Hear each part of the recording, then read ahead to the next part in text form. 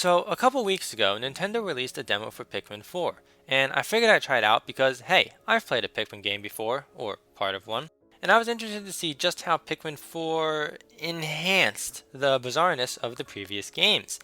But look, before I go any further, I have to point out one thing. I was not ready for this game. There's so much content in this demo. It's literally just the first area of the game, but man, is there a lot thrown at you. Basically, everything seen in the game's trailers appears in this first area. You just have to play carefully in order to get to it all, and by careful, I mean don't collect the treasures, because those will end the demo real quick. I played the demo once to see the Pikmin collecting everything in my path, and I thought there was a decent amount of content to get you into the game. Then I started replaying it to make sure I hadn't missed anything. And, well, I ended up rewriting my notes for this video 3 times. But, first and foremost, are the Pikmin still the vicious little plant monsters they were before? Yes, they are. The absurdity of flinging sentient plant creatures around and watching them beat all manner of animals and plants to death with their heads remains perfectly intact. It is beautiful, it is hilarious, it is still one of the weirdest game mechanics I've ever seen. But there's more of them this time. In the Pikmin 3 demo, you could only get 2 types of Pikmin. Now you can get not 2, not 3, but 4 types, one of which is the yellow Pikmin. Not only do these ones have ears, they're immune to electrical damage, which means they can take down electrified gates. By whacking them with their faces, of course. Taking out sand walls that way was understandable, but metal? Yeah, sure, whatever, I guess. Anyways, yellow Pikmin aren't even new to this game. Neither are the blue Pikmin, which you can actually get in the demo if you're clever. Ice Pikmin, however, are new. And so here you go, you throw some ice Pikmin at an enemy or obstacle or something, and before beating it to death, they first freeze it. How? By banging their heads into it.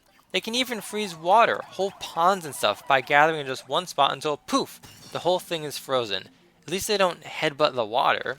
At first I thought maybe the freezing was a contact thing, and the head bashing was the Pikmin multitasking, but nope. They freeze things by directly whacking them with their faces. It is completely nonsensical, and that makes it all the more hilarious. Now, Pikmin 4 also has the glow Pikmin you use during the nighttime, but they're not in the demo, so I can only comment on what's in the trailer, where of course they blob together to perform rush attacks on things. So, they're gooey, glowy, and ghost-like. Maybe they're a really ghost Pikmin. Imagine ghosts beating you to death with their heads. I almost feel bad for the animals in this game at this point. So, those are the Pikmin, but there's also a new dog-like creature in this game named Ochi. Let's face it, it's a dog with only 2 legs, which is pretty tragic. He seems happy enough though. And boy, can he get strong. He starts with the strength of 3 Pikmin, but you can upgrade that first to 10, then to 100 as the game progresses. Why would you need something that powerful? What is this game going to make you do? I am more than a little concerned about super buffed Ochi at this point. But strength aside, he does a lot of what the Pikmin do, except he uses just his mouth instead of his entire head. Oh wait, I almost forgot he straight up charges head first through giant pottery and obliterates it. Never mind. Also, once Ochi grows up, which happens on day 3 of the game, you can ride around on him, and the Pikmin all cling on too, which looks pretty ridiculous when you have a lot of Pikmin, as you can be sure I do. But what's the weirdest thing this 2-legged dog does? It's none of that, no. It's when you have him dig away huge piles of dirt, and he uses his mouth as a shovel. It almost feels like animal abuse commanding him to do that. The poor dog has only 2 legs, so he has to do everything with his face, which, okay, that's on brand for Pikmin. And speaking of faces, this game also has a character creator, where you can make all sorts of wacky looking characters. Here's mine, no judging. And since I'm veering off course, I guess I'll now discuss the game in general a bit. Look, as I said at the start of this video, in this demo I really just wanted to chuck Pikmin around and watch the ridiculous head bashing ensue. But honestly, it does take some time to get to that point. There is a lot of exposition. So many cutscenes and dialogue sequences where characters explain things to each other and to you. And I get why that is. It's setting up the story, explaining your abilities, setting your goals, etc. But to me, that's not very interesting, because in the end, the game is just like the other Pikmin games. You crashed on the Pikmin planet, which is basically just Earth without any people present, and you explore and collect things to fix your ship so you can go home.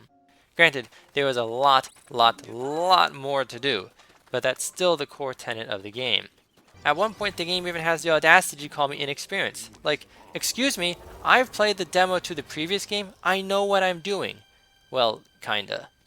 On the other hand, the prologue offers something I didn't get to do in Pikmin 3's demo. Play as Olimar. Yes, it's just a brief bit that motivates the game's story, and you spend the entire time riding around on Olimar's own dog thing, Moss is her name. But finally, I got to play Olimar in a game that wasn't Smash.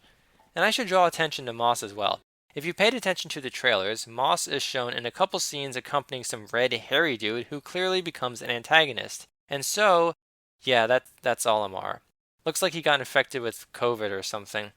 The trailers also show you fighting infected Olimar in Dandori battles, but predictably you don't... Wait a minute! You do get to do that in the demo! Like I said, so much of this game is accessible right in the demo.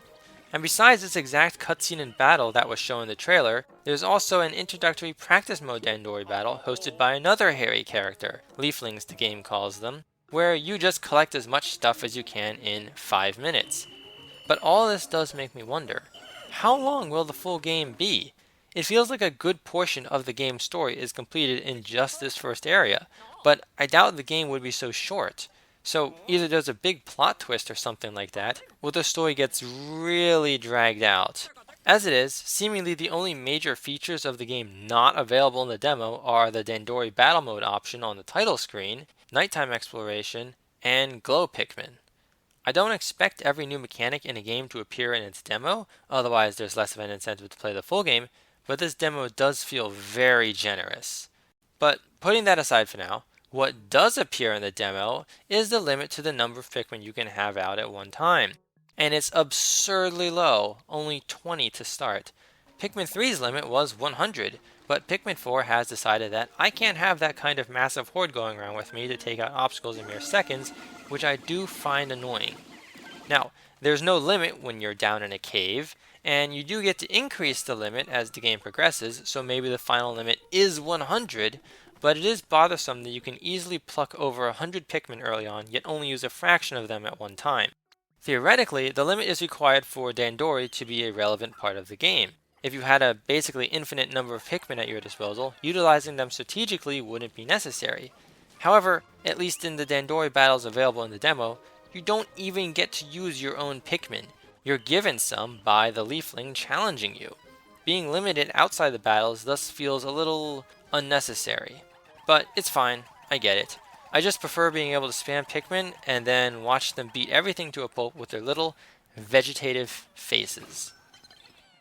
Anyways, there's much more I could say about the demo. I mean, have you seen Pikmin transporting clay in a line, just like ants carrying clumps of spit and dirt to build their colony? But most of all that stuff goes beyond my focus on the bizarreness of Pikmin themselves. So, is the game interesting? I guess it is if I can talk about it this much. Will I get the full thing?